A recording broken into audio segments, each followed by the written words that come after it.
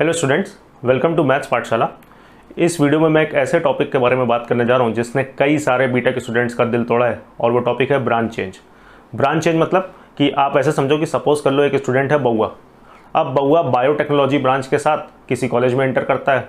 अब हमारे बउआ का सपना क्या है कि मैं साल भर मेहनत करूंगा, या फिर अगर उसका कॉलेज फर्स्ट सेमेस्टर के बाद ब्रांच चेंज करता है तो पहले सेमेस्टर जी तोड़ मेहनत करूंगा, पूरा दम लगा दूंगा और अपनी ब्रांच में बायोटेक्नोलॉजी से कंप्यूटर साइंस में कन्वर्ट करवा लूंगा। तो कुछ कॉलेजेस होते हैं जो ब्रांच चेंज का ऑप्शन फर्स्ट सेमेस्टर के बाद देते हैं, जैसे कि आईआईटी रुड़की, लेकिन जो मैक्सिमम कॉलेज होते हैं वो आपको सेकंड सेमेस्टर यानी कि फर्स्ट ईयर के बाद ब्रांच चेंज का ऑप्शन देते हैं। तो इसमें मैं कुछ कॉलेजेस के थ्रू आपको समझाने की कोशिश करूंगा इसका प्रोसीजर। तो सबसे पहले बता दूं कि कॉलेज टू कॉलेज जो रूल्स एंड रेगुलेशंस हैं ब्रांच चेंज के वो वेरी करते हैं, और मैं कुछ कॉलेजेस का एग्जांपल लूँगा, लेकिन उनके भी जो गाइडलाइंस हैं ब्रांच चेंज की वो टाइम टू टाइम रिवाइज होती रहती हैं। तो हो सकता है कि जो गाइडलाइंस मैं इस वीडियो में बनाऊँ वो हो सकता है नेक्स्ट ईयर चेंज बताऊँ आपको, हो सकता है नेक्स्ट ईयर चेंज हो जाए। तो आपको जस्ट एक आइडिया देने के लिए मैं कुछ कॉलेजेस का एग्जाम्पल लूँगा। दूसरी बात, जो बीटेक में हमारे मार्क्स मेजर किए जाते हैं वो 0 to 10 की स्केल में किए जाते हैं, परसेंटेज में नहीं किए जाते। मैक्सिमम कॉलेज ऐसे ही मार्क्स मेजर करते हैं, तो उसको हम लोग बोलते हैं जीपीए, सीजीपीए या सीपीआई। तो हम लोग सिंपली उसको क्या बोल देंगे, पॉइंटर बोल देंगे कि हमारे 0 से 10 तक कुछ भी पॉइंटर आ सकता है, 8 पॉइंटर, 9 पॉइंटर, 10 पॉइंटर, ऐसे करके 7 पॉइंटर, कुछ भी मान लो, ठीक। तो अब कुछ कॉलेजेस के थ्रू हम लोग समझते हैं कि इसका क्या प्रोसेस होता है। जैसे मैं बात करूं एक बड़े फेमस कॉलेज की, आईआईटी धनबाद की, तो आईआईटी धनबाद का ब्रांच चेंज का रूल क्या है कि सबसे पहले तो आपको मिनिमम 8 पॉइंटर स्कोर करना ही करना है, ये पहली बात। उसके बाद आप ब्रांच चेंज के लिए एलिजिबल हो जाओगे, आप अप्लाई कर सकते हो। फिर काफ़ी सारे स्टूडेंट 8 पॉइंटर के ऊपर होते हैं और उनमें से काफ़ी सारे ब्रांच चेंज के लिए अप्लाई करते हैं। फिर एक लिस्ट तैयार होती है और फिर अलॉटमेंट वैसे ही होता है जैसा नॉर्मल जोसा की काउंसलिंग में होता है, जिसके पॉइंटर ज़्यादा उसको अपनी प्रिफर्ड चॉइस मिलने के चांसेस ज़्यादा। लेकिन आईआईटी धनबाद का ये रूल है कि जब जो भी उसकी एलोकेटेड सीट्स हैं, मतलब कि जो भी सैंक्शनड सीट्स हैं जो आपको जोसा की काउंसलिंग के वक्त दिखाई गई थी किसी पर्टिकुलर ब्रांच में, वो 10% से ज़्यादा इंक्रीज़ नहीं होनी चाहिए। या फिर किसी ब्रांच से काफ़ी सारे बच्चे जा रहे हैं तो उसकी स्ट्रेंथ 20% से ज़्यादा डिक्रीज़ नहीं होनी चाहिए। मतलब कि आप ऐसे समझो कि सपोज कर लो किसी ब्रांच में 100 स्टूडेंट्स हैं, मतलब जो उसकी जैसे कहते हैं कि जो जोसा काउंसलिंग के वक्त हमें सैंक्शन सीट्स दिखा रहा था, सपोज कर लो कंप्यूटर साइंस में आईआईटी धनबाद में जोसा काउंसलिंग के वक्त हमें दिखाया था कि कंप्यूटर साइंस को 100 सीट्स सैंक्शनड है। तो अब रूल क्या है कि इसकी स्ट्रेंथ मैक्सिमम 10% और इंक्रीज हो सकती है, यानी कि ब्रांच चेंज के बाद अगर और स्टूडेंट्स आ रहे हैं तो मैक्सिमम 10 स्टूडेंट्स ही आ सकते हैं, मतलब ये स्ट्रेंथ मैक्सिमम 110 तक ही पहुंच सकती है। अब मान लो किन्हीं कारणवश 2 लोगों ने कॉलेज नहीं ज्वाइन किया था तो वो स्ट्रेंथ 98 ही रह गई थी, तो अब 12 लोग ज्वाइन कर सकते हैं। मतलब इन एनी केस जो स्ट्रेंथ है वो 110 के ऊपर नहीं जा सकती कंप्यूटर साइंस की, अगर उसकी ओरिजिनल सैंक्शनड सीट्स जो थी वो 100 थी। या फिर ऐसा भी हो सकता है कि हो सकता है कंप्यूटर साइंस के 5 बच्चों को कोडिंग में मजा ना है, तो वो बोले कि हमको तो मैकेनिकल इलेक्ट्रिकल चाहिए, तो वो 5 लोग चले जाएं। 100 थे, 5 चले गए तो 95 बचे। तो अब यानी कि 15 लोग दूसरी ब्रांच से आ सकते हैं। दूसरी बात, मान लो किसी ब्रांच से बच्चे जाना स्टार्ट हो गए, है ना, तो उसमें क्या ध्यान देना होता है कि जैसे मान लो कि 100 की स्ट्रेंथ है किसी बैच की, तो उससे मैक्सिमम 20 बच्चे जा सकते हैं। मतलब जो उसकी ओवरऑल स्ट्रेंथ है वो 80% ऑफ ओरिजिनल स्ट्रेंथ तो रहनी ही रहनी चाहिए, ठीक है। तो अगर 100 बच्चे हैं तो 80 से नीचे नहीं हो सकता कि सबने बोला कि हम ये वाली ब्रांच छोड़ के जा रहे हैं तो उस ब्रांच में तो फिर बच्चे ही नहीं बचेगा ना। तो 80% से नीचे किसी ब्रांच की स्ट्रेंथ नहीं जा सकती।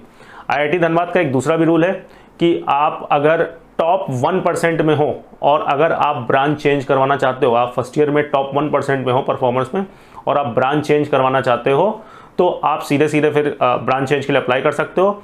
फिर जो मैंने शुरुआत में ये रूल बताया 10%, 20% ये मैटर नहीं करेगा। तो आप सीधे अगर टॉप 1% में हो तो आप जो ब्रांच चाहोगे आपको मिल जाएगी। और अगर इन केस कहीं पर टाई होता है तो फिर वहाँ पर जेईई एडवांस की रैंक को आपका क्राइटेरिया बनाया जाता है। ऐसी बात करें अगर आईआईटी मद्रास की, तो आईआईटी मद्रास का भी मोर और लेस मिलता जुलता रूल है कि वो भी ब्रांच चेंज का ऑप्शन देता है वही सेकंड सेमेस्टर के बाद, यानी फर्स्ट ईयर के एंड में। और उसका रूल है कि किसी भी ब्रांच में 10% से ज़्यादा का इंक्रीज़ नहीं होना चाहिए या फिर 10% से ज़्यादा का डिक्रीज़ नहीं होना चाहिए। यानी किसी ब्रांच में 100 स्टूडेंट्स हैं तो ब्रांच चेंज के बाद उसमें मैक्सिमम 110 तक स्टूडेंट्स जा सकते हैं और मिनिमम 90 स्टूडेंट्स तो उसमें रहने ही चाहिए ब्रांच चेंज के बाद।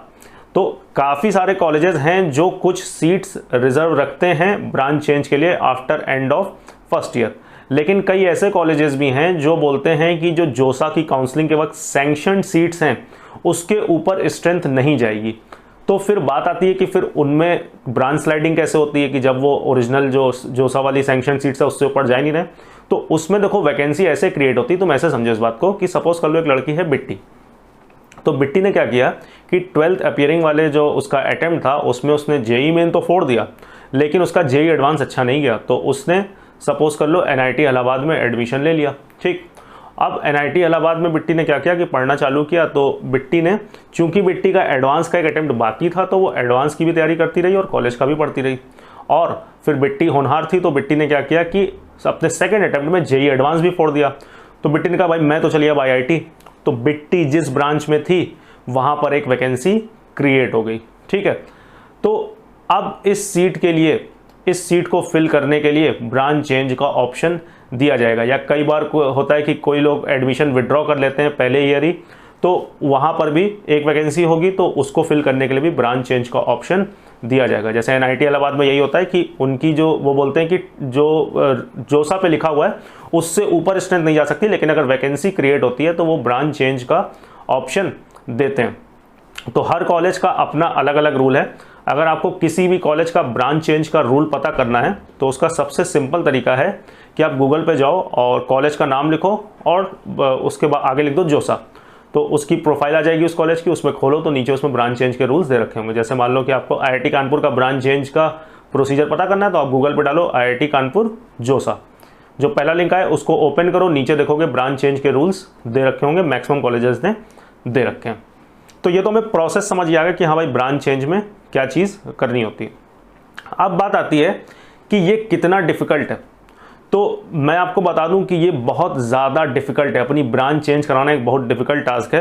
इनफैक्ट जब आप फर्स्ट ईयर में कॉलेज में एंटर करोगे और धीरे धीरे आपकी लोगों से बात होगी तो आपको पता चलेगा कि 50% से ऊपर स्ट्रेंथ जो स्टूडेंट्स हैं वो यही सोच के आए हैं कि भाई फर्स्ट ईयर फोड़ दूंगा और फिर अपनी ब्रांच चेंज करवा के CS करवा लूँगा। सब इसी थॉट के साथ नॉर्मली लोग जाते हैं, या मैकेनिकल करवा लूँगा या कोई भी ब्रांच करवा लूँगा। वो क्या कहते हैं कि किसी भी ब्रांच से आ जाते हैं जिसके बारे में उसको कुछ नहीं पता होता है, और फिर कहते हैं कि अब बस बढ़िया फर्स्ट ईयर में फोड़ देंगे और हम अपनी ब्रांच फॉर एग्जाम्पल से CS करवा लेंगे। अब सबसे पहले तो मैं तुम्हें ये बता दूँ कि भाई ब्रांच जो है वो CS करवाना बहुत मुश्किल टास्क है, मतलब one of the toughest task. इसमें बेयर मिनिमम आपको 9 पॉइंटर तो चाहिए ही चाहिए, लेकिन 9 पॉइंटर से भी मोस्ट ऑफ द केसेस में बात नहीं बनती है।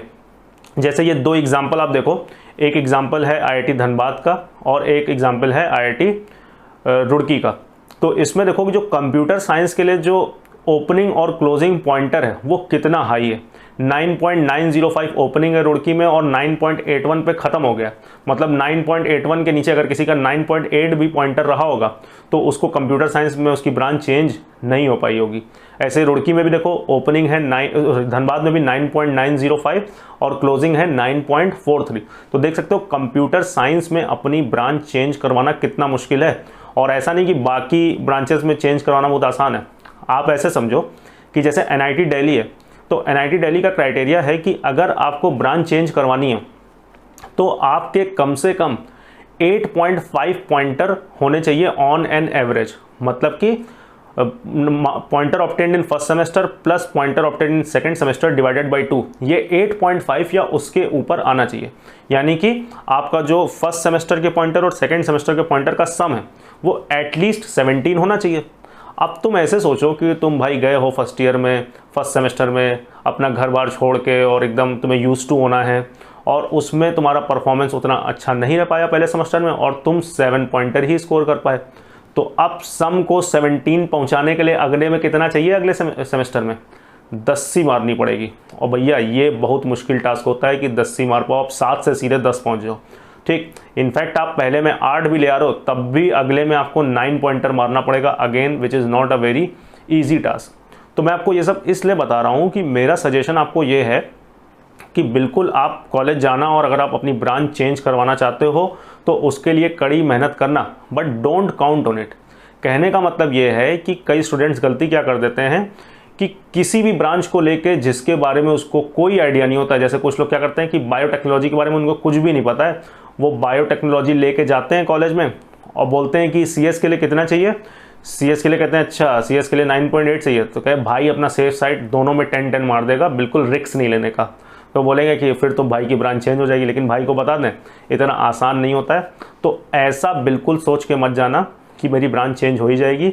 इनफैक्ट जब आप कॉलेज में एंटर करना तो अपने दिमाग में ये चीज़ बैठाए रखना, मेंटली इस बात के लिए प्रिपेयर रहना कि मेरी ब्रांच जो है वो 4 साल यही रहेगी। तो जब भी आप काउंसलिंग के वक्त अपनी ब्रांच सेलेक्ट कर रहे हो तो ऐसी किसी ब्रांच को मत सेलेक्ट कर लेना ब्रांच चेंज का सोच के कि जिसको आप 4 साल मत झेल पाओ। कम से कम ऐसी ब्रांच लेना कि जिसके साथ आप 4 साल निभा पाओ। तो ये चीज़ हमें अपने दिमाग में रखनी है। बाकी ब्रांच चेंज से रिलेटेड कोई भी आपका डाउट है तो नीचे कमेंट सेक्शन में लिखें, और दूसरी बात जितनी बातें इसमें आपको बताई गई हैं उसको अच्छे से ध्यान रखेंगे। Thank you very much.